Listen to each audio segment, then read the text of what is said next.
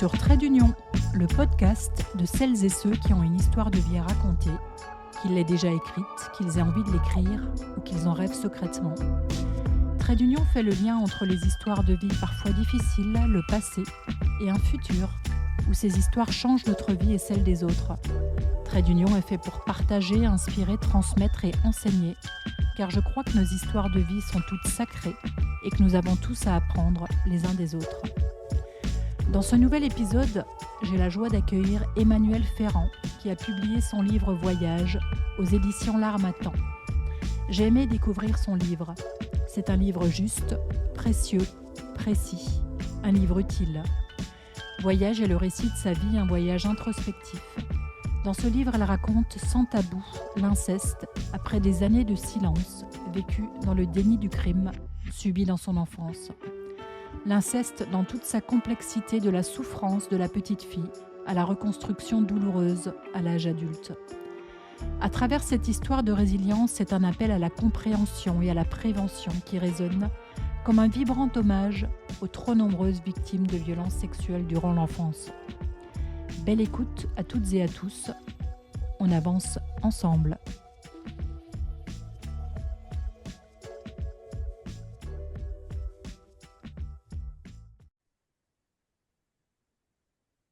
Bonjour Emmanuelle.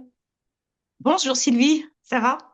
Ça va très bien. Je suis très très heureuse de t'avoir dans cet épisode parce que on va parler d'un sujet qui me tient à cœur, comme tu peux t'en douter, et qui nous concerne, mais pas seulement nous, qui concerne aussi beaucoup de personnes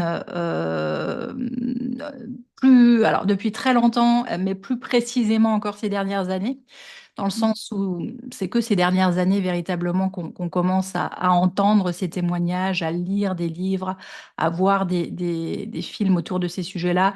Et donc ces sujets-là, c'est effectivement c'est l'inceste, c'est les violences sexuelles et la difficulté, parfois, souvent, à libérer sa parole. Tout à fait. Donc tu as écrit un livre Alors, qui est paru récemment, chez l'Harmattan, le 19 décembre dernier, donc en 2024. en Voilà. 2024, Et il m'a fallu 5 années pour l'écrire.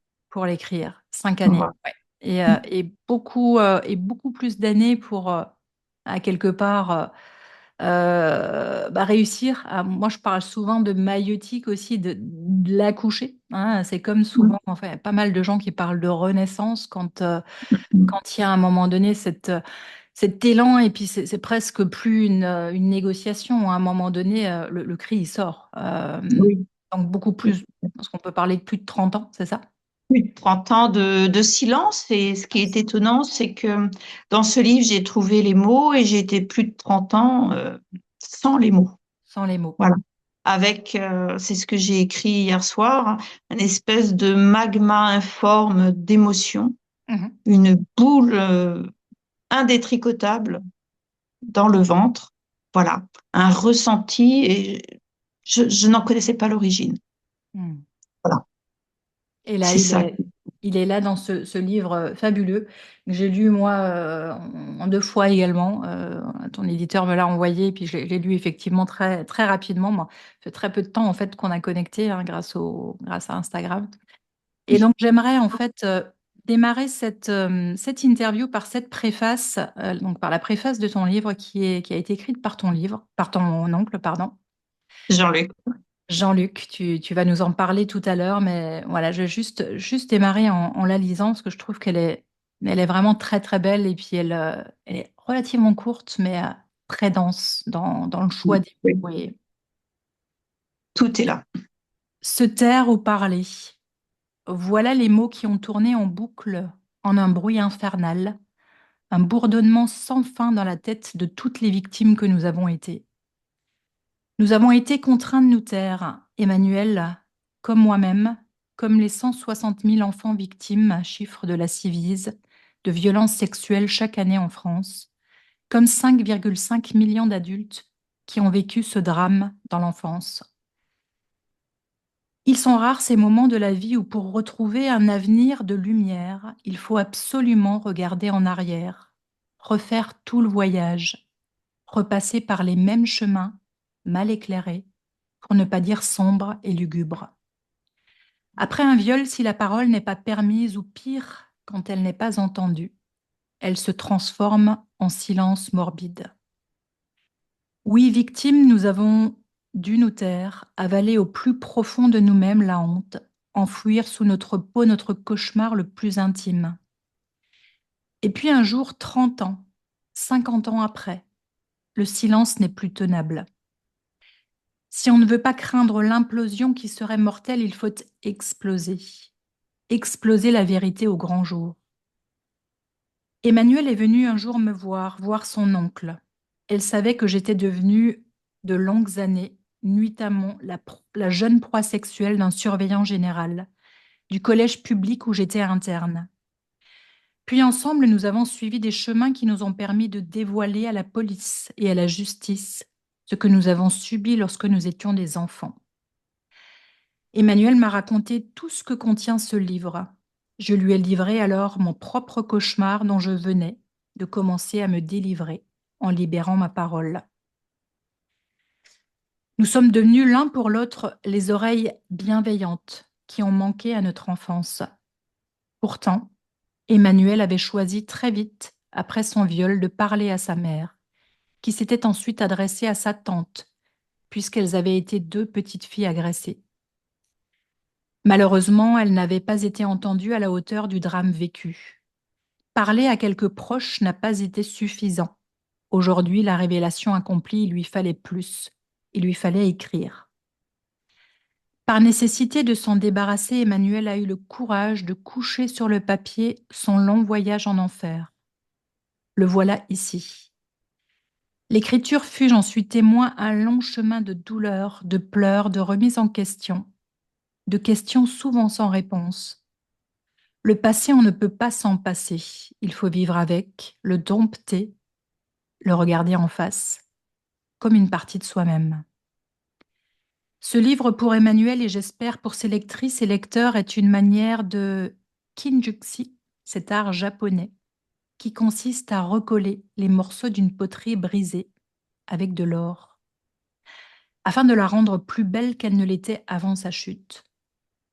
Souligner son vécu avec des traces d'or, rehausser d'or des cicatrices, pour qu'elles deviennent des témoins rassurants des épreuves traversées, des alliés de notre force et de notre fierté d'avoir survécu. Jean-Luc Bansard, oncle d'Emmanuel et ancienne victime. Alors, quelle préface! Hum. Qui est, C'est vrai que qui est qui est Jean-Luc? Jean-Luc? Et, Alors, et j'ai Jean-Luc, oublié, pardon, j'ai oublié de dire donc le titre de ton livre, c'est super important. oui, voyage. Ouais, Voilà. C'est un voyage et je l'ai vécu comme ça. ouais, Voilà. Et durant ce voyage, j'ai été accompagnée par plusieurs personnes et entre autres par le compagnon de la sœur de ma mère qui est décédée depuis presque 10 ans. Voilà. C'est Jean-Luc. c'est Voilà. Il a Jean-Luc. été son compagnon pendant un certain nombre d'années. Et quand j'ai parlé, lui aussi a parlé. Et nous nous sommes épaulés l'un et l'autre. Et c'était très important. Très bien. Voilà. Donc, dans ton livre, si tu es OK, et puis on en a parlé tout à l'heure, on pourra.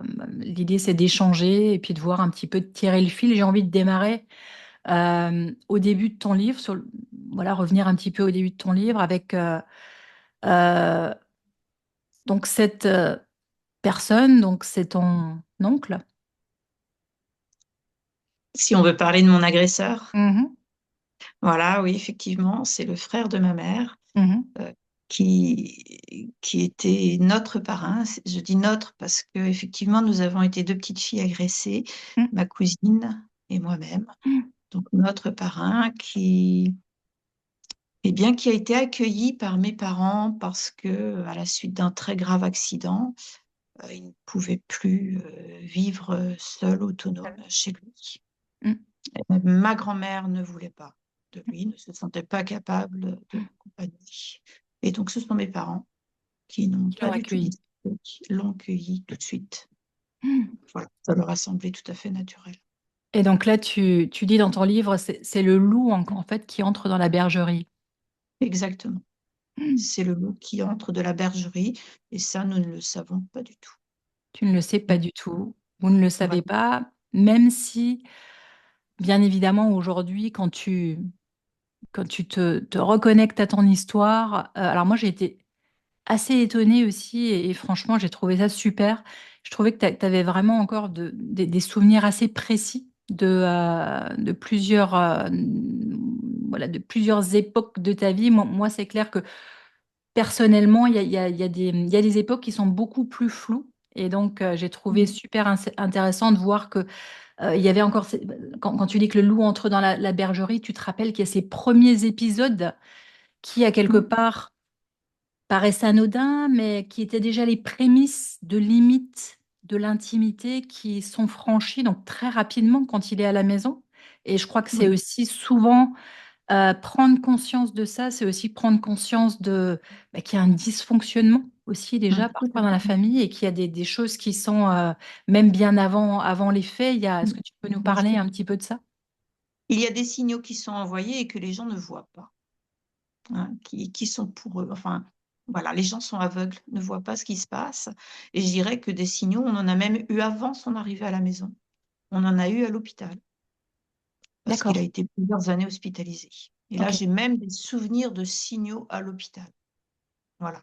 Alors, qui concernent d'autres personnes que moi ou qui me concernent directement. Voilà. Parce que ces interactions avec moi étaient tout le temps sur le mode de, je dirais que c'était sexualisé déjà. mm, Même s'il ne me touchait pas, c'était déjà sexualisé. sexualisé. Parfois, dans certaines familles aussi, il y a des remarques et des barrières qui sont franchies par rapport à... je crois que une des premières remarques également qui dit, eh ben, tiens, t'es amoureux, je sais plus exactement, mais de telle Oui, voilà. personne. Enfin, c'est très... À quelque part, et Mm. déjà... c'est quelque chose, cette remarque-là, et moi, ça m'a fait tilt parce que dans mon propre cheminement, je me suis rendu compte qu'il y avait aussi déjà dans mon enfance des limites qui étaient franchi bien avant les faits aussi, Bien euh, sûr. avec de la honte que j'ai pu ressentir Mm. par rapport à des choses bien particulières qui se sont Mm. déroulées au sein de la Mm. famille. Et Bien sûr.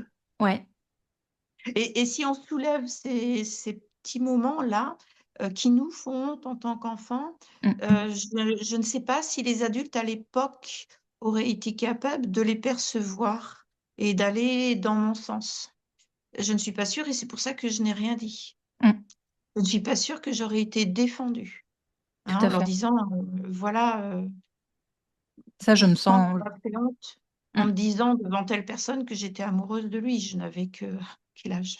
9 ans et demi, 10 ans, c'est Et tout. je pense que Dix ans. le simple fait de prononcer le mot honte à 10 ans, à 11 ans, à 9 ans, c'est juste pas possible. Parce qu'à un moment donné, Oui. on n'a pas, on met pas de mots sur ce qu'on est en train de ressentir au moment où on le Mmh. ressent, quoi. Mm. Tout à fait. Ok. Et donc ensuite, il y a quand même assez rapidement, donc il y a effectivement ces faits qui sont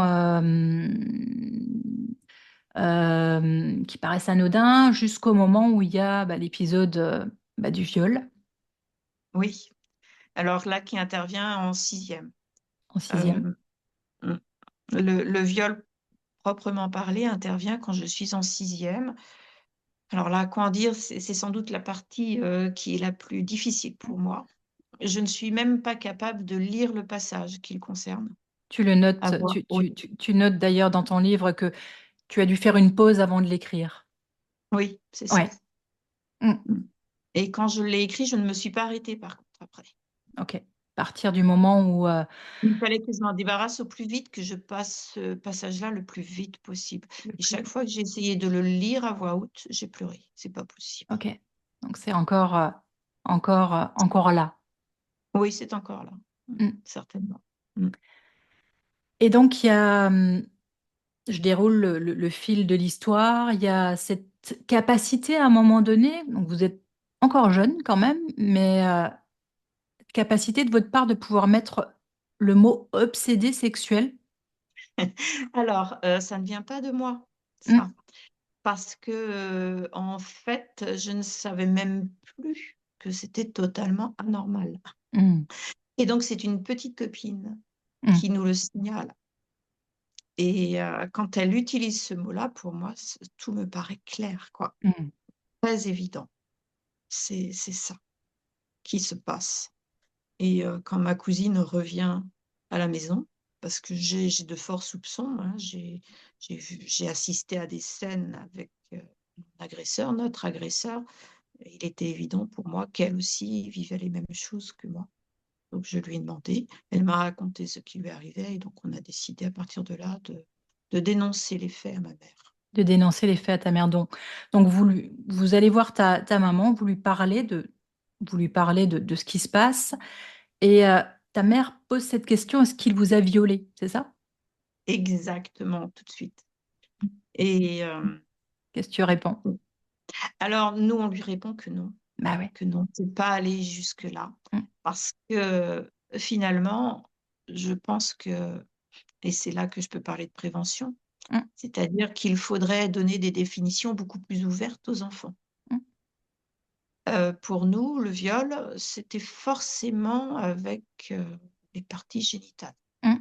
Or, notre agresseur n'en disposait plus, puisqu'il était en fauteuil roulant, très gravement atteint. Mais par contre, il disposait encore de ses mains et c'est avec, ses mains qu'il nous a violés et donc tout de suite, on a dit à ma mère que non, non, il ne nous avait pas violés. Ce qui l'a rassurée, Mmh. j'avais vu son visage juste Mmh. avant vraiment se décomposer. Mmh. Ce qui l'a rassurée et ce qui lui a permis de tout de suite minimiser les faits Mmh. et d'entrer dans le déni. C'est ça, elle dit surtout: «N'en parle pas, si ton père venait à l'apprendre, ton oncle devrait partir». Voilà et ça, je le lui ai dit quand ma cousine n'était plus avec moi. Mmh. Enfin, non, là, je suis un peu confuse. En fait, je me suis retrouvée seule avec ma mère et c'est là que ma mère est venue me demander de me taire, Mmh. tout simplement. Tout Voilà. simplement. Donc elle m'a bien dit qu'elle me croyait, mais que je devais surtout me taire Donc et et ça, tu insistes dans ton livre, elle t'a bien dit qu'elle te croyait, ça c'est super important quand même aussi, hein? c'est important, certes, mais très insuffisant, Bien sûr, tout à très fait. insuffisant. Ouais, d'ailleurs, au moment d'ailleurs quand tu racontes ce passage, hem,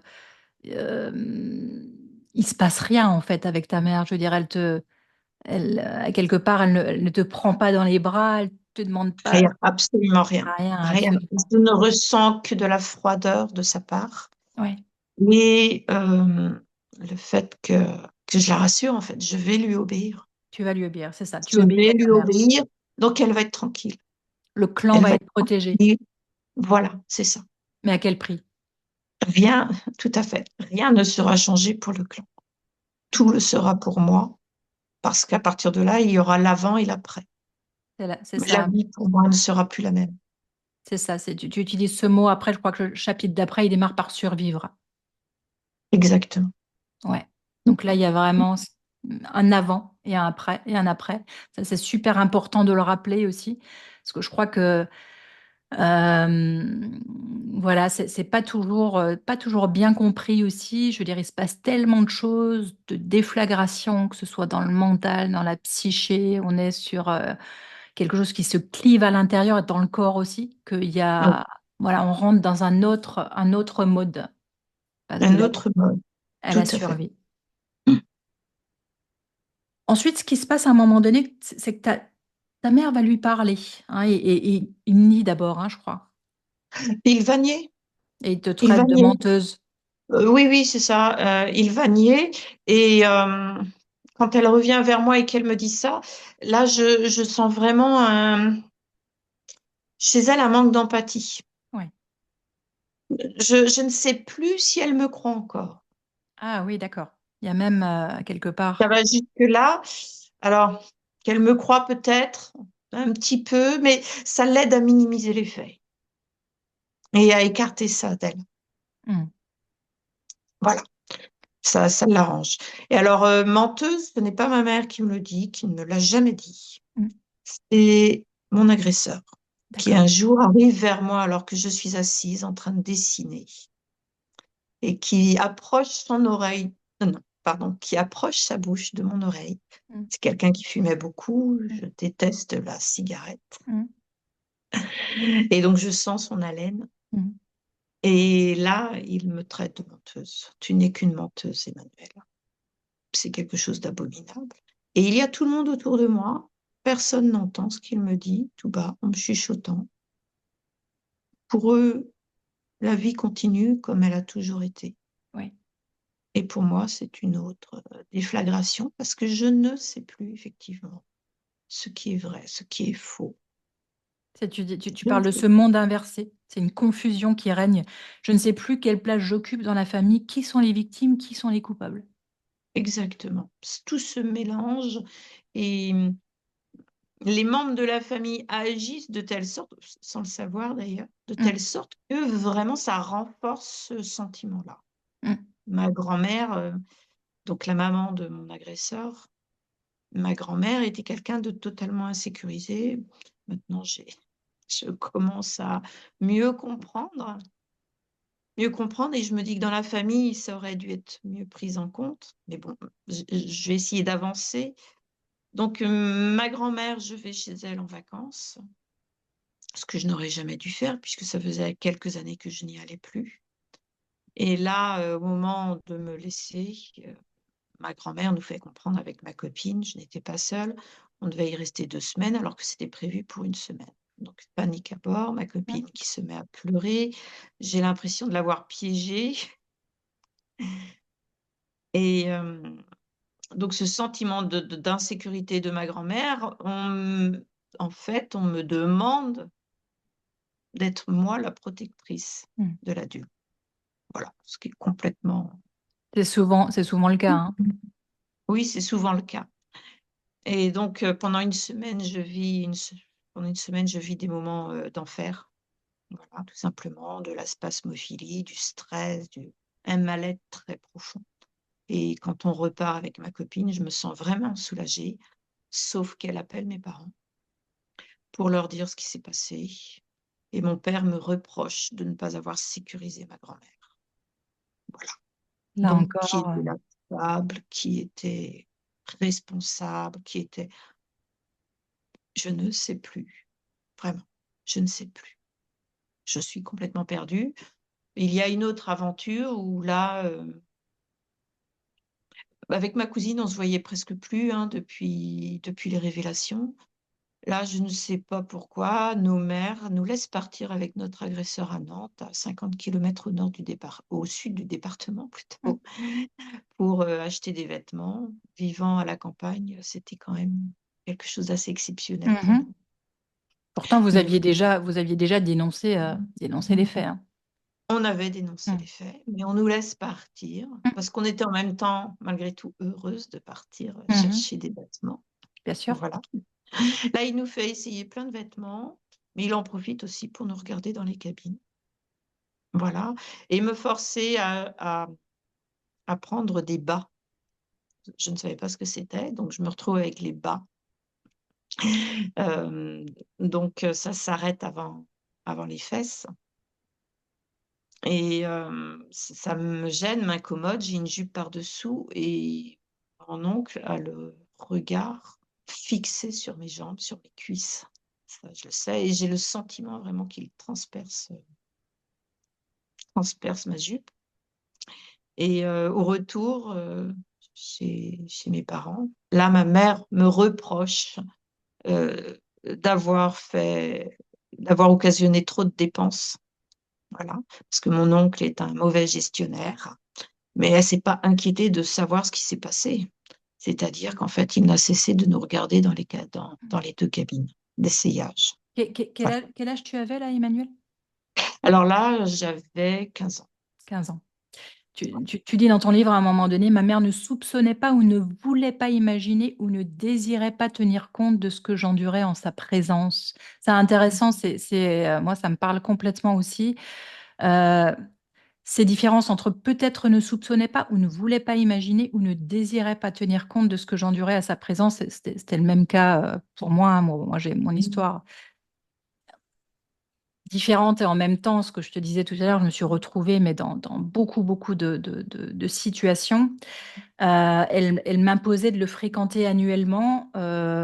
Et donc, voilà, il y a vraiment à quelque part, on comprend bien cette impossibilité à un moment donné, enfin, je sais pas si tu as ressenti ça comme ça aussi, de comprendre ce monde, effectivement, cette famille et puis ces parents, qui à quelque part euh, semblent ne pas voir, ne pas comprendre ou peut-être ne désirent Oui. pas tenir Mm. compte de ça. Oui, ils ne veulent pas parce que si à un moment donné, ils se mettent à comprendre un tout petit peu ce Mm, qu'endure la personne, ça veut dire que leur univers, leur monde est c'est ça. transformé. Et voilà, c'est accepter que dans leur famille, il y ait un criminel. Mm. Voilà, donc dans leur sang coule un sang de criminel aussi. Et Difficile, c'est ça. inacceptable. Voilà. Donc, l'absence d'empathie dans ces situations-là, finalement, c'est un moyen de se protéger soi-même. Mm, Et tant pis pour la souffrance de l'autre. mm, tout à Voilà. fait. Tout à fait. On parle beaucoup aussi. Moi, j'ai beaucoup de temps à parler aussi. Moi, il y a plusieurs épisodes.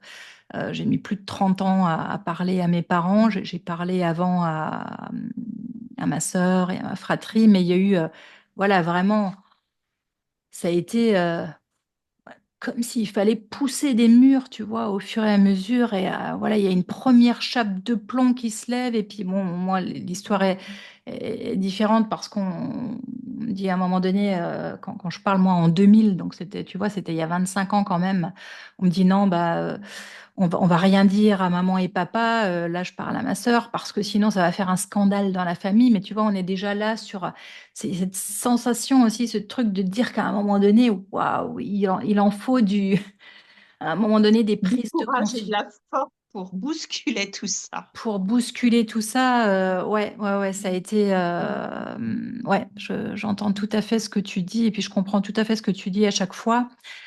Le corps parle, moi aussi, spasmophilie, crise de tétanie. Comment il a parlé pour toi si on vient sur ce terrain du corps qui est tellement important?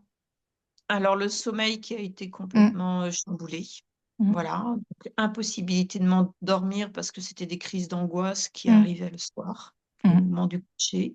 Voilà. Je pouvais réveiller ma mère en pleine nuit pour qu'elle vienne à côté de moi et m'aider à m'endormir.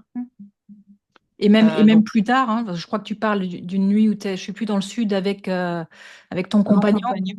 et tu es Et dans un endroit super, et ça m'a parlé grave aussi. Moi, j'ai pu être dans des endroits super et mon mari, voilà, il essayait de m'emmener dans des endroits super, mais en fait, le truc, il est là, quoi. Je veux dire, il est là. Il il est là. m'accompagne tout le temps. Il est là. T'accompagnes partout, en fait. Et il gâche tout. Il gâche tout. Il détruit tous les moments qui pourraient être magnifiques, mais on ne peut pas les vivre pleinement. On ne peut pas les vivre bien, puisqu'on est accompagné par ça en permanence et que c'est un cauchemar. Et puis, et à quelque part, alors moi, c'est ma lecture aujourd'hui. Tu vois, il y a ce truc en arrière-plan aussi. Bah, de toute façon, je ne le mérite pas, quoi. Oui, Je ne le mérite oui. pas, ce truc-là. Je veux dire, voilà, je suis qu'une, voilà, sans Qu'est-ce que je coupable. suis moi pour pouvoir bénéficier de ça? Tout à fait.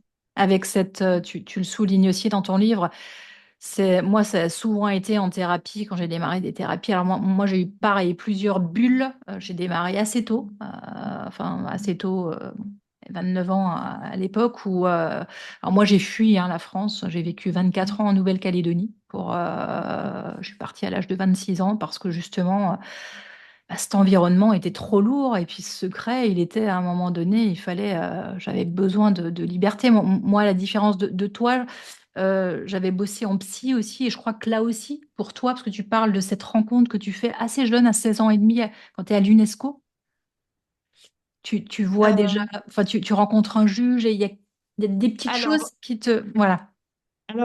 ce qui est étonnant, c'est que je fais des rencontres effectivement grâce au lycée expérimental où j'étais élève. Mhm. On, on est invité comment ça s'appelle? Je n'arrive jamais à redonner le nom, enfin, c'est au moment des droits de l'enfant, voilà. D'accord.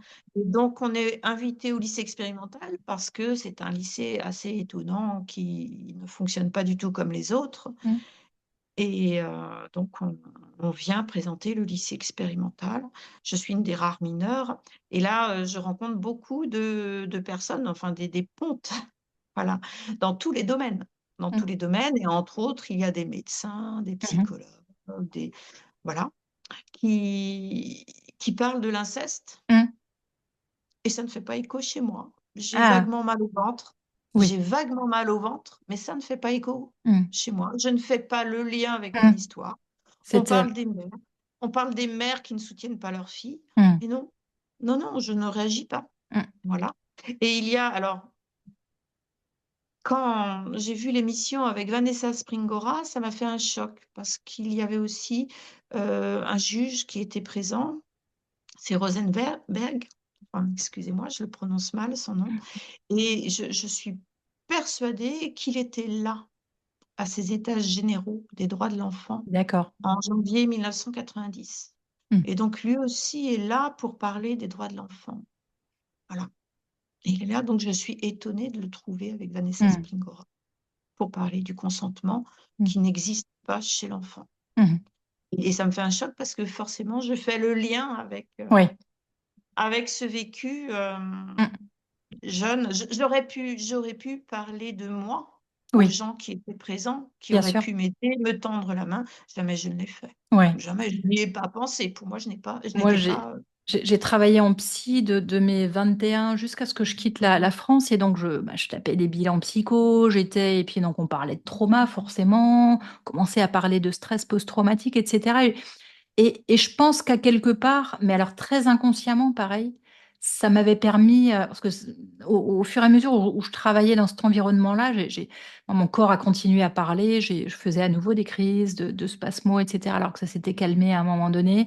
Et je pense que inconsciemment, mais en sous-marin, pareil, je faisais des liens entre ce que je lisais, ce qu'une partie de moi comprenait, mais comme toi, c'était absolument pas hyper clair, quoi. Hmm. Mm. C'était très confus. Et Mm. puis même après, pendant très longtemps, je vais fuir Mm. Bah oui, toute lecture, tous les films, oui, tout ce qui pourrait me relier à bah cette oui, histoire-là, à tu cet dis. événement dans ma vie. Je Ouais. vais le fuir. Bah oui, Voilà, parce que faire face, ça voudrait dire à un moment donné commencer à jouer avec le feu et puis c'est trop dangereux, quoi. exactement. C'est trop dangereux et puis il faut être prêt à affronter Mm. En restant ce dans le vrai déni, tu milieu. dis je m'empêche d'être une victime. Moi, ça me parle complètement.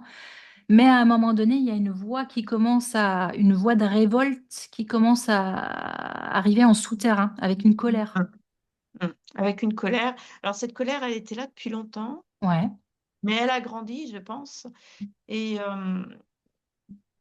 je n'arrivais pas du tout à l'exprimer. Je ne mettais pas de mots sur cette colère. Mm. Rien, néant. Heureusement qu'il y avait les arts plastiques, Ouais. heureusement que parfois, je pouvais danser sous forme de transe, mais Mm. c'est pas grave. Ce sont des moments qui permettaient, enfin, qui faisaient du bien, Très, très qui important, la faisaient du bien. danse, le corps, le faire. Ah oui, oui, Voilà, bien sûr. ça Mm. permettait de faire sortir tout ça, Mm. sans le savoir évidemment. Bien sûr. Et puis, ce qui m'a sauvée, je dirais comme beaucoup de personnes aujourd'hui, c'est le mouvement MeToo. Mm. Voilà, c'est de témoignage en témoignage de personnes qui intervenaient. Mm. Là, j'ai été obligée de d'admettre la réalité des faits. Mm. Bien sûr. Mais bien avant même MeToo, si on revient sur l'histoire. Ah, c'est venu tout doucement. Il y a des petites, il y a des petits, comment dire? Ça me fait penser aux petits poussets. Mm.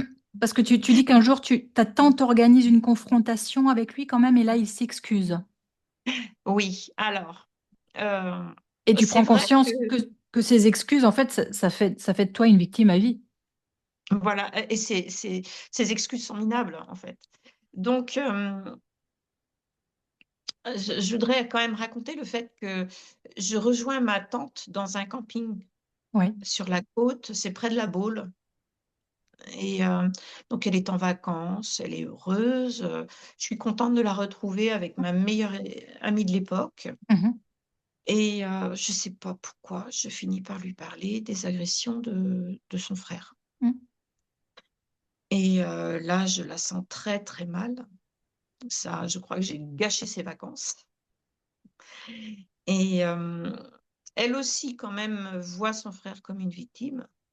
Mais par contre, me dit bien que le silence qui m'a été imposé est injuste. Mhm. Donc, au mois d'août, à la fin de l'été, elle vient chez mes parents un jour. Je suis surprise de la voir sortir de chez mon agresseur. Elle est souriante et elle le laisse tout seul. Et là, il s'excuse, mais il parle des médicaments qu'il prenait, des drogues. Donc, il n'était pas maître de lui-même, il ne savait pas ce qu'il faisait. Il n'en a d'ailleurs aucun souvenir. Pourquoi peut-il être coupable s'il ne s'en souvient pas? Enfin, Mhm. voilà. Et ces excuses me lient, Eh oui, m'emprisonnent, parce que j'ai le sentiment de les accepter. oui. Voilà. Et me font croire d'une certaine façon que je peux rien faire Que tu peux. d'autre. Ça date de quand? On est dans on est à quelle période là? 1996, Oui. je sors de mes études de lettres à la Mhm. fac de Nantes. Ouais. Voilà. C'est pour ça que j'étais particulièrement heureuse aussi. Avant, juste avant, hein, avant de parler à ma tante. Donc voilà. Et ensuite, il y a la mort d'une amie de ta mère Alors, oui, qui a c'est la été un mort d'une amie déclencheur. qui a été un déclencheur. Parce que, alors cette amie meurt d'une maladie, je ne sais plus laquelle. Mhm. Et ma mère, très attristée, me dit, sans doute que si elle avait pu parler, si elle avait pu dire Mhm. qu'elle a été violée par son frère, eh bien, elle serait encore vivante. Et là, ça me met en colère. Et je dis, mais on n'est pas loin de MeToo, hein, on est peut-être Ouais, en 2017, par là. Donc, ouais, là on a fait un bond en avant. Ouais. Mhm. oui, il y a quand même de grands changements dans la société, hein. Bien sûr. Donc voilà, et là, donc j'ai ma colère en moi et je suis capable de lui dire, bah, moi aussi, je vis la même chose, tu me demandes de me taire. Et maintenant, je t'interdis de m'imposer la présence de ton frère. Voilà, ce qu'elle accepte apparemment. Et puis, ensuite vient le projet, c'était une idée de mon père, ma mère n'avait pas trop envie de le faire, mais je crois savoir que elle avait peut-être peur qu'il y ait des choses qui éclatent. Donc, vient le projet des 50 ans de mariage Mhm. de mes parents, de Mhm. faire une fête. Et là, dans la voiture, ma mère me fait comprendre qu'elle veut absolument que son frère soit présent, Mhm. parce que sa sœur est décédée, que ses parents ne sont plus là. Donc, elle veut qu'il soit présent. Et là, je lui explique que ce ne sera pas possible, ce sera lui ou moi. Tu Et les commences à deux ne dire sont non. pas présents. Je lui dis non. Ouais, Voilà. Et ça, on est en 2018 et c'est en 2019 que je fais éclater l'histoire. l'histoire. C'est incroyable parce que en miroir, là, le décès de cette amie de ta mère, pour moi, moi, c'est vraiment le décès lorsque je reviens, moi, en France en 2021 et que j'apprends en 2022 le décès, effectivement, d'une très bonne amie qui bossait avec moi en psy il y a longtemps. Et on avait échangé un tout petit peu à demi-mot sur nos histoires. On avait une histoire un peu similaire. Et pareil, c'est son décès. En apprenant son décès, je l'avais pas revu en plus depuis quand j'étais revenue en France, qui m'a permis aussi à un moment donné d'aller chercher mais une colère vraiment qui était là et qui avait besoin de. C'est drôle cette façon finalement de se dire bon, je crois qu'il y a de l'ordre comme on parle de survie, de vivre, de survivre. Je crois que la mort de quelqu'un d'autre qui a quelque part a vécu ça aussi, il y a un tel sentiment aussi, à un moment donné, une urgence à vivre peut-être, et puis Oui. moi, c'est comme ça que je l'ai interprété, tu vois. Et puis Mm. peut-être aussi un sentiment d'injustice, où à un moment donné, non, ça, putain, il y en a marre, quoi. Je veux dire, à un moment donné, on peut pas C'est continuer comme possible. ça. Ouais, Mm. je sais pas C'est si pas ça, possible. pas si ça te parle, ouais. Ouais. Et donc Si, si, ça me parle totalement. là, tu commences une thérapie, vraiment. Oui, je commence une thérapie. Alors, j'étais suivie depuis quelques années par Mhm. quelqu'un qui pratique ce qu'on appelle la psychobioacupressure, Ouais, la PBA. de la PBA. Mm. Moi, je ne suis pas du tout dans ce domaine-là, donc Mm. voilà. Mais j'acceptais les choses parce que je sentais que ça me faisait du bien. Ouais, très bien. Voilà, tout simplement. Mm. Et je pense que son accompagnement m'a aidé aussi à sortir du silence, d'autant que dès la première rencontre, elle m'avait dit que ma mère n'était pas claire avec moi. Mm. Donc il y a ça, et c'est avec elle que je crois que l'expression correspond bien. Je vais cracher le morceau. Mm. Là, tu commences à parler. Et tu as le soutien de ton oncle à ce moment-là. Voilà le soutien de mon oncle. Elle me dirige vers une psychologue, Mm. voilà, qui va m'accompagner pendant 5 ans pour l'écriture de ce livre. Mm. Voilà. Alors c'est vrai que son nom n'est pas dans le livre, mais Céline Lecas, donc, m'a vraiment accompagnée, m'a aidée, m'a soutenue. Euh, Vraiment, je la remercie. Et c'est elle qui a écrit en partie la 4e de couverture. Voilà. Donc, je tiens à le signaler, c'est important. Donc là, tu commences à parler. Il y a aussi, je crois que tu participes à des groupes de parole également. Voilà, parce que après avoir vu le film Grâce à Dieu, Mm. voilà, et l'association créée La Parole Libérée, Ouais, je me suis dit, bon, il faut que je me dirige vers d'autres personnes comme moi. Et puis, ce dont je prends conscience aussi en voyant ce film, c'est que longtemps après les faits, on peut souffrir encore. bien sûr. Voilà. Et donc, je me dis, donc, finalement, je suis tout à fait normale. Mes Très réactions important, hein, sont c'est normales. ouais, très important ces films, grâce à Dieu, les chatouilles, et puis Voilà, bien tout à sûr les fait. livres qui sortent à un moment donné pour, oui, pour se dire, waouh, à un moment donné, quelqu'un là, sur l'écran là, quelqu'un me comprend, je veux dire, Oui, tout à comprend, fait. dans les Voilà. écrits, ça a été tellement important et après, bah, beaucoup plus difficile pour les proches et pour, qui quelque part, voilà, moi, je sais que par exemple, dans ma famille, même le fait de regarder des films qui traitent de sujets, ou ça peut être, c'est encore difficile parce qu'à quelque Mm. part, oui, il s'agit de se confronter, quoi. Se confronter à une réalité difficile, Une réalité difficile. difficilement soutenable, mais voilà, nous, on l'a vécu. C'est, j'ai entendu comme ça dans un documentaire une personne témoigner et dire, nous, on l'a vécu, maintenant, vous pouvez bien recevoir l'information, Vous pouvez l'écouter, vous pouvez l'entendre. vous pouvez nous écouter, nous entendre. Donc, vive la colère, quoi. Oui, oui, alors c'est quelque chose de difficile à vivre en même temps, la colère, hein, Ah oui, parce que oui, ça prend beaucoup d'énergie, tout à fait. mais sans elle, on ne peut pas surmonter Je crois de qu'à un tels moment faits. donné, ouais, il faut aller là. Elle est tellement planquée sous des couches et des couches voilà, de pensées, d'empêchements, de films comme ça qu'on se fait, etc. Et si voilà, elle est difficile à contacter et pourtant, euh, voilà, Il faut aller il faut aller la chercher, quoi. faut aller la chercher. Ouais. Ouais. Ensuite, tu déposes plainte. Je dépose plainte et c'est en revenant justement de chez la praticienne en PBA. Mm. Voilà. Je reviens de chez elle. C'était une séance extraordinaire. Mm. Voilà. Euh, il fait très beau dehors. Il y a un rayon de soleil et tout à Mm. coup, je passe près d'une rue. Je me suis dit, au bout de cette rue, il y a le commissariat de police. Et si j'y allais? Ah oui, d'accord. Ok. Voilà.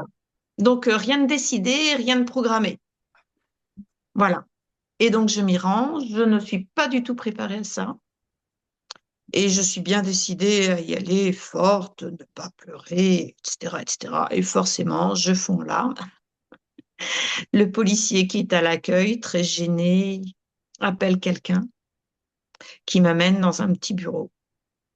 Et là, j'ai de la chance parce que c'est quelqu'un qui a été formé à ça, Hmm. Une femme. qui me reçoit très bien, une femme, Hmm. qui me reçoit très bien, qui m'écoute, qui, qui a de l'empathie, Oui. et en même temps qui a de l'empathie et qui est ferme, qui a un langage en fait en lien avec le droit, la loi, enfin voilà. Hmm. C'est ça, c'est pas autre chose, c'est clair et net, Hmm. c'est carré. Oui, parce que même à ce moment-là encore, voilà, Je tergiverse. ouais. Elle appelle un chat. Moi, j'ai cette expression dans mon bouquin. À un moment donné, je dis à un moment donné, il faut appeler un chat un chat.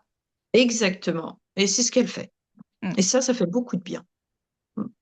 Voilà. Donc, je lui ai envoyé un mail récemment pour lui faire part de la sortie de mon Hmm. livre et la remercier et lui dire que ben, elle pouvait être fière d'elle.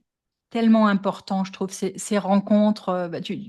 Tu dis, voilà, je m'arrête au commissariat qui viennent de nulle part et qui jalonnent, qui sont vraiment des jalons et des rencontres super importantes, quoi. Qui permettent de Voilà. poser des jalons et puis d'avancer et de se Mm, dire mm, mm. aussi, j'ai envie de dire à l'intérieur, voilà, bah, quand on avance sur son chemin de façon juste et en pleine vérité en fonction de avec qui on est, et puis bah, les choses, les portes également, elles s'ouvrent, quoi. Mm. Et puis ça donne du pouvoir. Alors c'est Mm, vrai que j'y suis allée en 2 temps hein, au mm. commissariat, mais il n'empêche que ça a débouché sur un dépôt de plainte. Oui, parce que Et je crois qu'elle te dit, oh, vous avez attendu 30 ans, vous pouvez encore attendre quelques semaines. 2 semaines, Voilà. 2 semaines ou un mois pour réfléchir, mais attention, après telle date, je suis en vacances. Mm, Donc effectivement, je pouvais encore attendre, mais je voulais que ça se fasse avec elle. mm, Et ce dépôt de plainte, même s'il y a prescription, ce que je découvrirai après, en fait, va me donner une légitimité auprès de c'est ma ça. mère. À Ouais. partir de là, elle va baisser les armes Ouais. Ouais. complètement. Parce que effectivement, la réaction après le dépôt de plainte, elle est quand même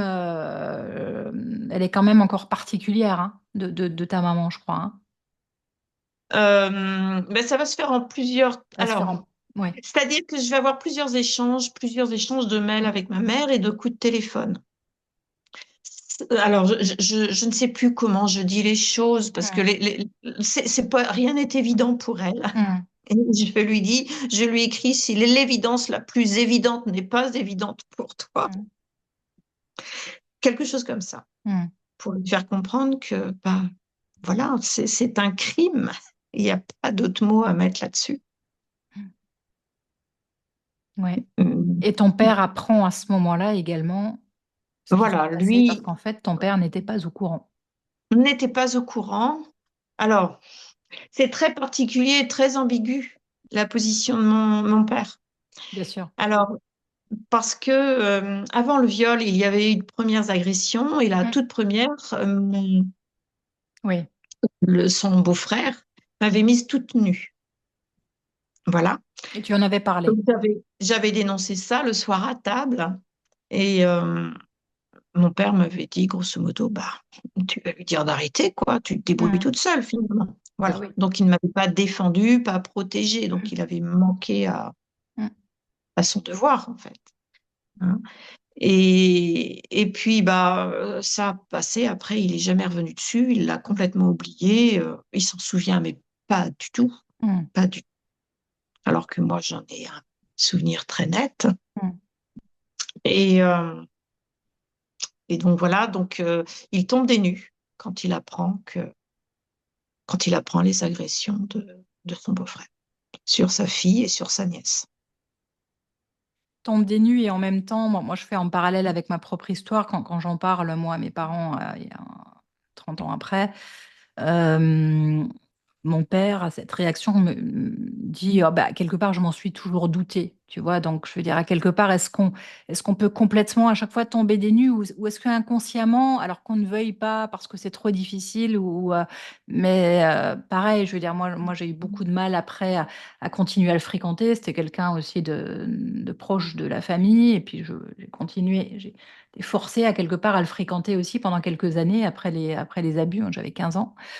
Ça a duré un an et il y a bien évidemment, moi j'avais changé complètement aussi dans mon positionnement. J'avais une colère par rapport au fait quand il fallait aller le voir. Donc est-ce qu'on peut complètement se dire, voilà, j'ai rien vu, ou est-ce que c'est, voilà, on est plus dans une Non. forme de déni aussi, de déni confortable. Oui, confortable, Mm. On est sûrement. d'accord. Mm. Ensuite, tu fais une très grande enquête familiale aussi. Alors, moi, je la fais un petit peu, Oui. mais la tienne, elle est vraiment super pointue, je trouve, dans ton livre. Et tu te poses cette question, comment est-ce que bah, mon agresseur a pu devenir cet agresseur? Voilà, c'est ça. Mm, Je vais faire une enquête dans la famille mm, parce que, alors, j'ai lu, beaucoup lu, et un livre m'a beaucoup marqué, justement, c'est le livre de Dorothée Ducy, mm, Le berceau des dominations, mm, où elle explique bien qu'en général, quand il y a un inceste dans la famille, il y a eu d'autres mm. incestes. C'est pas la seule. Ouais. Donc, je Mm, pars à la recherche de ces autres incestes. mm, Voilà. Et je trouve pas grand-chose finalement, sauf que mm, ce que je trouve, c'est alors il y a longtemps dans le village, vraiment c'est la pleine campagne, c'est le fin fond du fin fond, dans une zone marécageuse. euh, il y avait des médecins qui venaient de Paris et qui avaient des pratiques assez particulières devant les gens, demandaient à la bonne de la famille de faire des fellations devant tout le monde, devant les enfants aussi. Donc ça, je découvre ça. mm, Voilà. Et puis, je découvre aussi euh, que mon agresseur, donc, bon, je savais qu'il n'avait pas reçu d'éducation de la part de ses parents, mm, mais quand même un fait qui m'étonne, c'est-à-dire que enfant, vers l'âge de 4 5 ans, vraiment pas plus, il a pu insulter sa mère et sa mère ne pas réagir, absolument pas. mm, Ça, c'est dans les années, tout début des années 60. mm. Ne pas réagir du tout, en fait, faire comme s'il n'était pas là, quoi. Lui dénier toute existence. C'est ça. Et je me dis là, peut-être qu'on trouve Mm, quelque chose. Et ce que j'ai entendu récemment aussi, c'est que parmi les agresseurs, beaucoup ont été abandonnés enfants.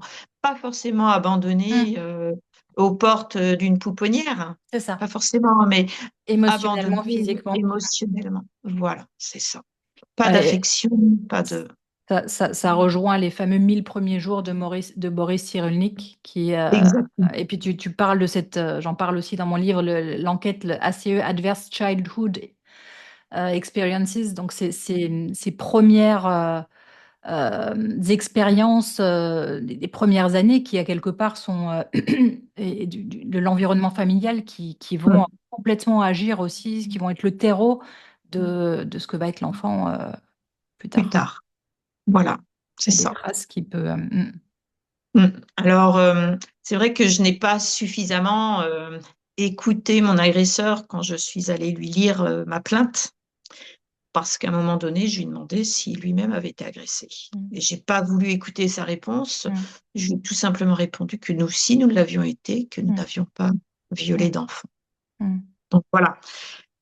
Bon, tant pis, ça, je n'aurai pas de réponse de sa part. Je n'y tiens pas forcément. Maintenant, moi, je soupçonne fortement des agressions dans ma famille, du mm, côté de ma grand-mère maternelle. mm, Voilà, j'ai entendu de nouvelles choses, des faits assez graves, même voire très graves, que je n'avais pas à ma connaissance durant les enquêtes, mais qui confirment mes hypothèses. des hypothèses. Quelque Mm. chose aussi qui m'a interpellée, c'est quand tu parles de ta mère qui a toujours recherché la reconnaissance et l'amour de sa mère, et pour Voilà, laquelle donc l'image et l'apparence d'une famille heureuse, je me suis complètement retrouvée là-dedans. Donc l'image et l'apparence d'une famille heureuse, unie et idéale, seraient plus fortes que l'acceptation de la vérité. C'est souvent le cas. exactement. Mm, C'est tout quelque à chose que fait. j'ai beaucoup retrouvé chez moi aussi, ce besoin de reconnaissance et du coup ce surinvestissement dans la sphère familiale euh, que ma propre mère a créé et où effectivement ça devenait le plus important à la limite et il fallait absolument sauver ce truc-là, quoi. Je veux dire, venir mettre un grain de sable dans le truc, c'était effectivement ce que tu disais tout à l'heure, c'était pas pensable. Non, pas pensable. Besoin de reconnaissance et Mm, ouais, mm, mm, mm. Oui, je pense que ma mère a été menée par ça en fait, parce que effectivement, elle n'a pas eu l'amour maternel. Sa mère ne l'a pas aimée. Et donc, elle a été dans cette recherche. Et d'ailleurs, sa propre mère le lui a demandé tout le temps, puisque il fallait qu'elle l'écoute, il fallait qu'elle l'aide, il fallait Mm, qu'elle prenne en charge jusqu'à son propre frère. c'est ça. D'ailleurs, Voilà. elle s'est pas posé trop de questions quand ton agresseur sort de l'hôpital. Bon, très vite, finalement, elle se propose de le prendre et puis Oui. c'était presque, on est presque dans l'ordre à quelque part pas du sacrificiel, mais presque, voilà, je veux dire, Oui. c'est complètement logique, quoi. Complètement logique. Mm. Complètement logique. Et on ne se pose pas de On se questions. pose pas de questions. Et on continue comme ça. Voilà, avec ce dysfonctionnement. Et voilà, on fait rouler le train-train, jusqu'à ce que la machine s'enraye. Jusqu'à ce que la machine s'enraye. Alors pour toi, il y a eu aussi ce moment de bascule. Donc il y a la mort de ton compagnon, donc celui qui, pour toi, que tu peux nous en parler un petit peu, quel rôle il a joué dans toute cette Alors, je ne histoire? pourrais pas aller à fond Hmm. vraiment sur cette histoire-là, parce que je pense que je pourrais écrire un autre livre. D'accord. Voilà. Ce que je peux dire, c'est que quand il m'a, entre autres, entre guillemets, récupérée, Hmm. j'étais au plus mal, au plus bas. Hmm. Voilà, vers quoi allais-je me diriger, je ne sais pas, Mhm. mais vers rien de bon, ça c'est sûr. Juste avant, j'avais eu un compagnon qui m'avait violée. Voilà, Oui. Tu quelqu'un qui parles avait bien 10 ans de de plus que moi. ces Voilà. difficultés aussi dans la sphère amoureuse ensuite, hein, Ah oui, oui, oui, les relations amoureuses, c'était la catastrophe en fait. que ce soit la Et, sexualité ou ouais. Hmm. et donc, il m'a récupérée, vraiment, j'étais au plus bas. Et il m'a aidée, vraiment, à reprendre vie, à reprendre goût à la vie. Et puis, à avoir envie de reprendre aussi les études, une scolarité, parce que Hmm. ma scolarité, elle a été quand même chaotique et je ne serais pas allée très très loin s'il n'avait pas été là. Hmm. Enfin, je ne sais pas si je suis allée très loin, mais au mieux de ce que je pouvais, je pense, Ouais. vu les difficultés que j'ai pu rencontrer. Voilà. Donc, il m'a vraiment soutenue pour que je puisse passer le bac, déjà dans un Hmm. premier temps, et ensuite faire des études de lettres. De Il l'être. a été là tout le temps. Ouais. Ouais. Voilà. Et Ouais. ton livre est fabuleusement écrit, hein, vraiment bravo. Et euh, oui, je crois qu'il y a, juste pour terminer là-dessus, il y a vraiment cette. Je ne sais pas si tu es OK avec ça. J'ai ressenti, ouais, cette grande connexion par le biais de l'art également. La Oui, oui. peinture, les mots, Voilà, la ouais, sculpture aussi. la Et c'est vrai que sculpture. la rencontre de ce compagnon-là, je ne veux pas le nommer, Ouais, pas le nommer, ouais, m'a aidé parce que lui-même sculptait. ouais, Voilà. Il avait une grande sensibilité pour tout ce qui était art. art. Hmm. Voilà, la peinture, la sculpture. Et l'art, ouais. Et il m'a rendue curieuse Hmm. aussi. Et dans tous mes déplacements, dès que je pouvais aller vers de la peinture, vers de la sculpture, enfin, voilà, toutes ces choses-là, ça me faisait du bien. Et Hmm. forcément, c'était en lien avec ce que je partageais avec lui. Ouais, Et ça, c'est vrai que il m'a ouvert à ça et ça m'a sauvée aussi. ouais. Bah, l'art, Boris Cyrulnik, il en parle beaucoup, hein. Dans une de ses conférences, je me souviens, il disait, bah, de toute façon, s'il n'y avait pas de trauma, s'il n'y avait pas de... bah, on fermerait les musées. Il n'y aurait pas... Parce que justement, bah, l'art, c'est la transmutation, enfin, c'est le fait à un moment donné de créer, de créer, voilà, De quelque transformer, de transformer effectivement transformer ce qu'on a vécu en quelque chose quelque chose de différent, de ouais, différent en faire et quelque de chose. soutenable. Ouais. voudrais revenir aussi sur cette phrase à un moment donné. Tu dis, Boris Cyrulnik, hein, bien sûr, t'as beaucoup accompagné dans tes lectures. Ça a été pour moi Oui. aussi un espèce de mentor.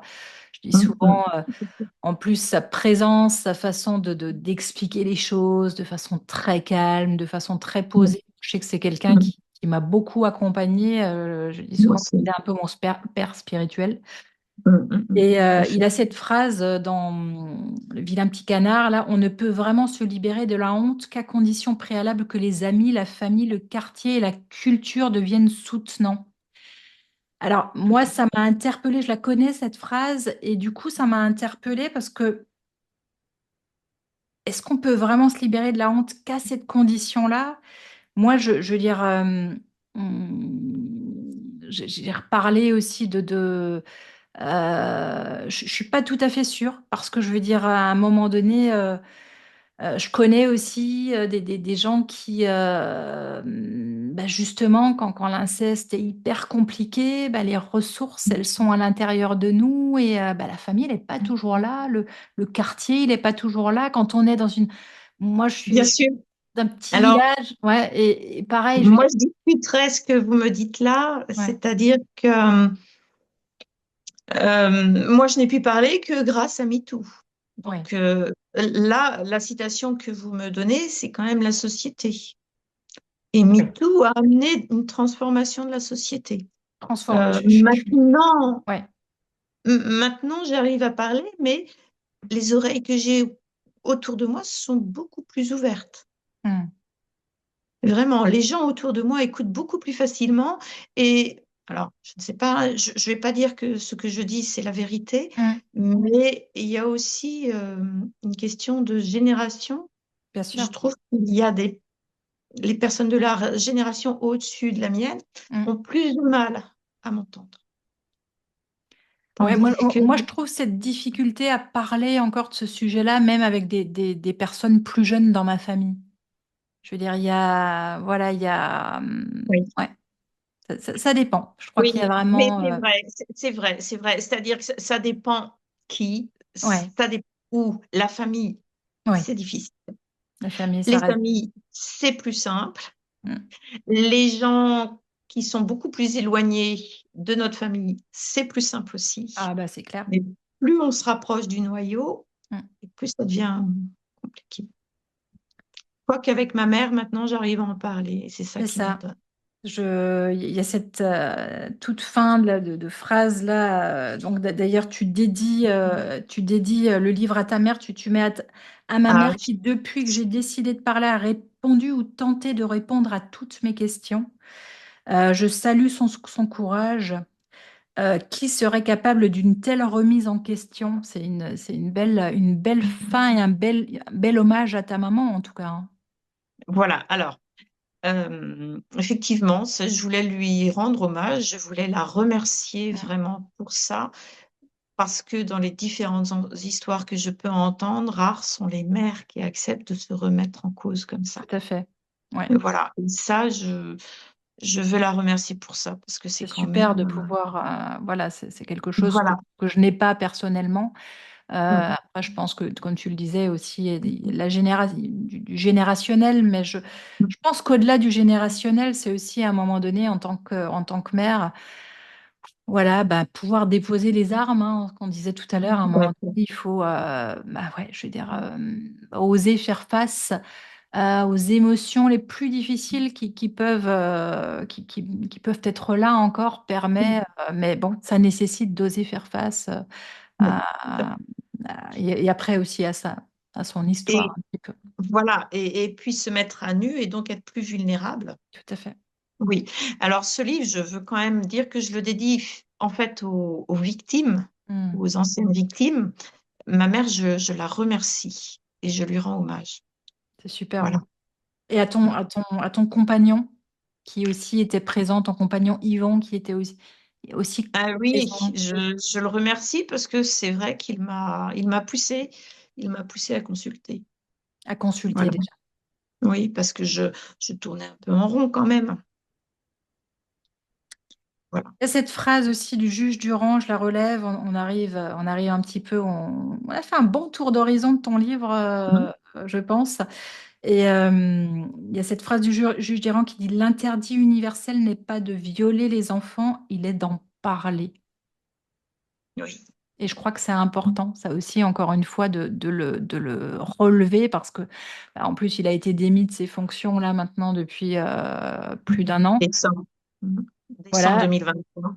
décembre 2023, c'est quelqu'un qui a fait bah, auprès de la Civis, hein, donc cette commission indépendante, un travail de fond pendant, enfin, qui a recueilli des tonnes de témoignages, qui a vraiment fait un travail de fond tous ces sujets-là. Et je crois qu'effectivement, tu vois, quand j'ai lu cette phrase, je la connaissais pas, cette phrase, quand je l'ai lue dans ton livre, je me suis dit oui, il y a vraiment encore cet interdit universel, il est en train de, voilà, c'est en train de se fissurer, heureusement. Et puis il y a des choses, plus Mhm. on va être en mesure de parler, de confronter des témoignages et puis de se rendre compte que même si les histoires sont différentes, même si les familles sont différentes, on retrouve une trame identique. Enfin, voilà, Voilà.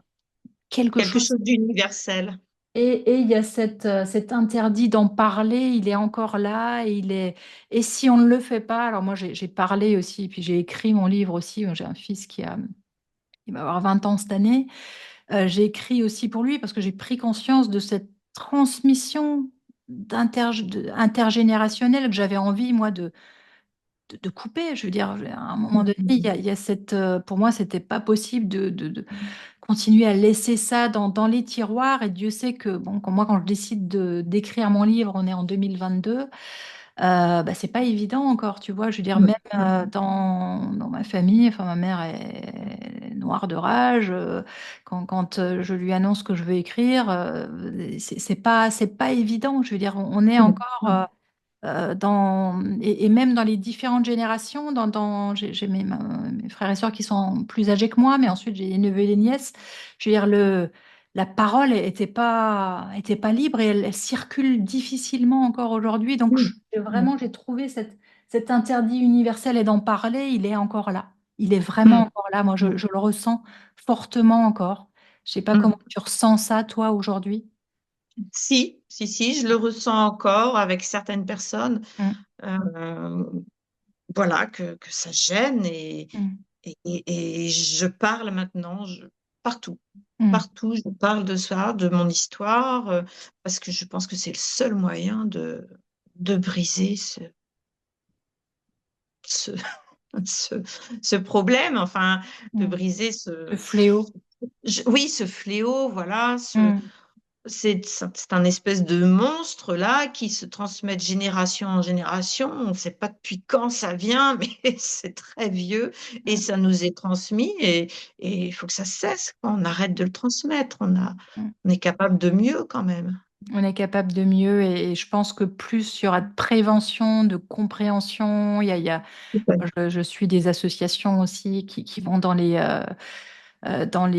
collèges, ils parlent de maltraitance aussi en général, mais aussi parce qu'on est sur tu parlais de domination dans ton livre aussi, tu vas explorer un peu le côté féministe, enfin ce côté social. Il y a vraiment plein de pans super intéressants que tu vas dérouler parce que bah, tout est lié à quelque part.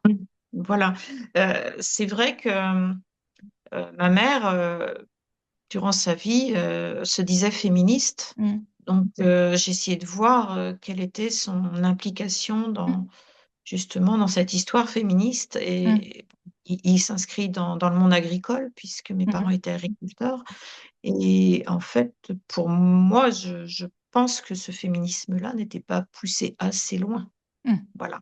C'est-à-dire que dès qu'on arrive sur le terrain de la sexualité et l'égalité homme-femme, ça devient plus délicat à traiter et ça, c'était pas du tout abordé. Et si ce n'est pas abordé, on ne peut pas défendre des enfants, on ne peut pas défendre des femmes pleinement. mm. Ouais, tout ça, c'est vraiment ouais, des couches, une couche de l'oignon, quoi. Une couche après Mm. l'autre. Et Mm. on est en train, et puis on l'a vu bien sûr encore l'année dernière avec aussi le procès de Gisèle Bellico.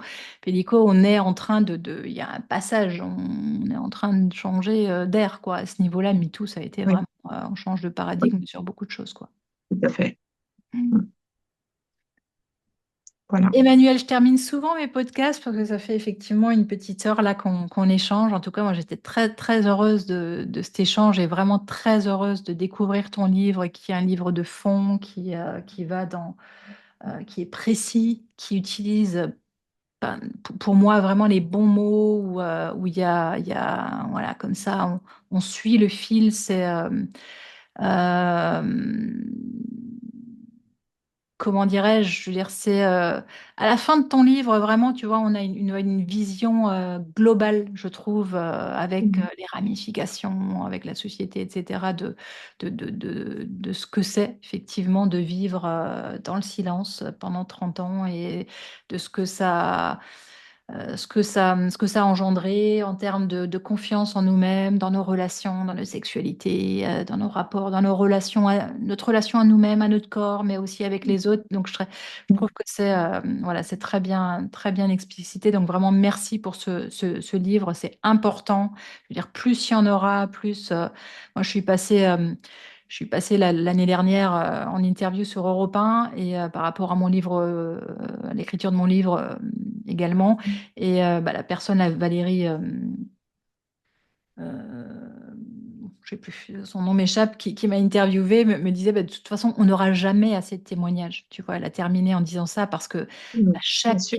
chaque histoire, chaque témoignage permet d'aller un peu plus profondément dans la compréhension des choses et puis permet de faire des liens, un nouveau lien avec quelque chose. Mhm, mhm, mhm. En off, à la fin de l'interview, on a parlé de ce sujet-là qui pour moi est important aussi et je vais le rappeler ici. Je pense que je suis pas persuadée encore que MeToo en ruralité ait vraiment démarré parce qu'il y a Je suis pas persuadée non plus. il y a de telles barrières complémentaires. Et je veux dire, quand tu parles dans un petit village et que dans quelqu'un qui a connu l'agresseur, qui connaît tes parents, tes frères et sœurs, enfin toute la famille, je veux dire, ça prend encore une autre dimension et il y a encore un autre travail à faire sur un plan. On Mhm. parlait de la société, de la culture, de ces, voilà, pour que la société devienne un tuteur de résilience aussi, il y a encore du Mhm. boulot, quoi. Et Du boulot, ouais. C'est pour ça que j'ai écrit aussi. mm, Et j'ai voulu aussi amener quelques apports théoriques parce que je me disais, je pensais, certains vont peut-être lire un seul livre sur le sujet, ce sera ouais, peut-être le mien. mm, Donc, que ça leur apporte déjà des éléments super. de connaissance et de compréhension. Enfin, c'est ce que j'espère, quoi. Mm. C'est ma petite pierre à l'édifice, on va dire. La pierre des bâtisseurs et des bâtisseuses du nouveau monde. Je Ouais, termine exactement. souvent avec cette question. Si imagine que ton livre devienne un best-seller et qu'il y ait tu vois, un peu dans le métro, là, tu as t'as des livres, t'as des pubs parfois de livres avec un message à Mhm. côté. Quel message tu voudrais, qu'est-ce qu'il y aurait, quelle phrase, quel message, quel mot tu voudrais pouvoir voir figurer sur ce livre-là?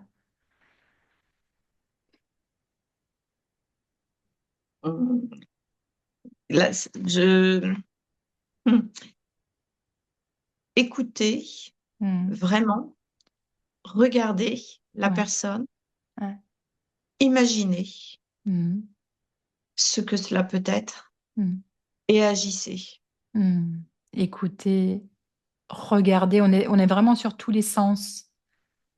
Écoutez, regardez. Agissez, on est aussi sur le fait d'être en mouvement à un moment donné. Ouah, il y a un déclic à avoir, c'est-à-dire voyez derrière quoi aussi. Allez voir Voilà. derrière et puis ok, Hmm. écoutez, agissez, Que cela, oui, imaginez imaginez. aussi. Dans l'imaginer, j'entends sachez vous mettre à la place de l'autre avec cette empathie Tout à fait. et Hmm. agissez. Hmm. Voilà. Et oser avoir de l'empathie, oser. Hmm. Super. Emmanuel, je te remercie beaucoup pour ce super échange. Donc, je mettrai le lien vers ton livre donc, qui est en vente aux éditions L'Artamан, mais aussi sur L'Harmattan. L'Harmattan. Je dis toujours L'Harmattan. L'Harmattan. C'est le nom L'Harmattan, d'un vent du Sahara. d'accord, les éditions de L'Harmattan.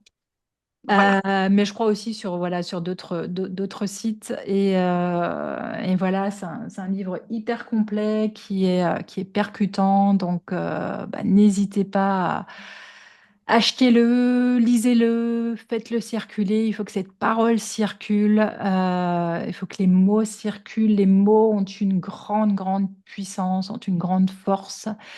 Bon, ils m'ont été les mots des autres, moi aussi, c'est la raison pour laquelle j'ai voulu écrire. Les mots des autres ont été d'une grande aide et d'un grand éclairage. Et donc, bah, plus on va être en mesure de les partager, ces mots-là, et de les échanger, de se comprendre. Et puis, bah, plus on va faire avancer les choses, quoi.